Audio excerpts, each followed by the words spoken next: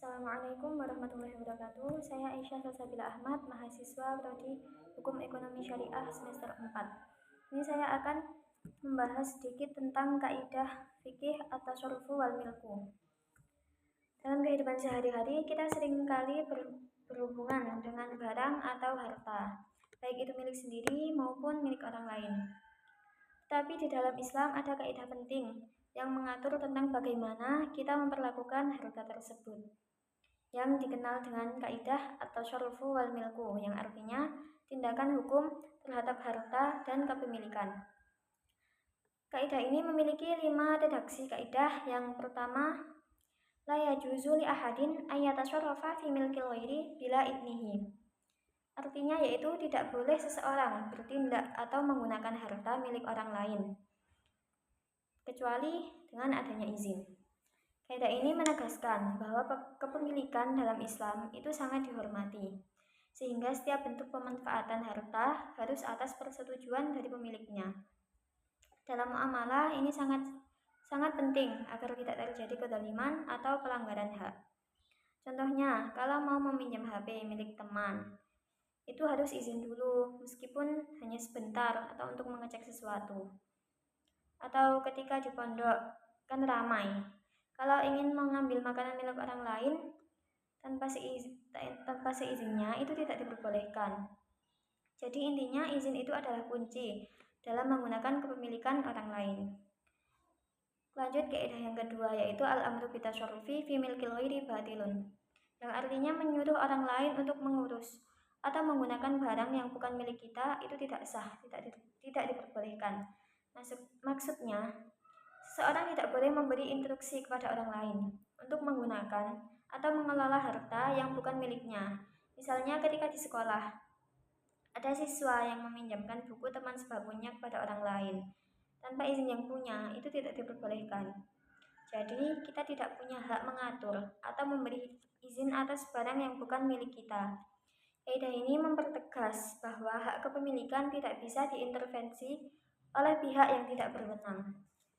Kaidah yang ketiga, yaitu la yajuzu li ahadin ayyakhudha mala ahadin bila sababin syar'iyyin. Artinya yaitu tidak boleh mengambil harta orang lain tanpa alasan yang sah menurut syariah. Contoh yang sering terjadi, ketika kita berbelanja dan menerima uang kembalian, ternyata uangnya kelebihan. Kita mengetahuinya, tapi pura-pura tidak tahu. Itu tidak diperbolehkan, karena itu bukan hak kita. Dan contoh lain, yaitu menipu dalam jual beli online, seperti menjual barang yang tidak sesuai dengan deskripsi. Itu juga termasuk tidak sah mengambil harta orang lain. Kaidah yang keempat, yaitu la yatimmu tabarru'u illa biqabdin. Artinya itu pemberian atau hibah belum dianggap sah jika belum ada serah terima atau belum benar-benar diserahkan. Contohnya, seseorang mengatakan ingin memberikan bukunya kepada temannya, tetapi belum menyerahkannya. Maka secara hukum pemberian itu belum sempurna.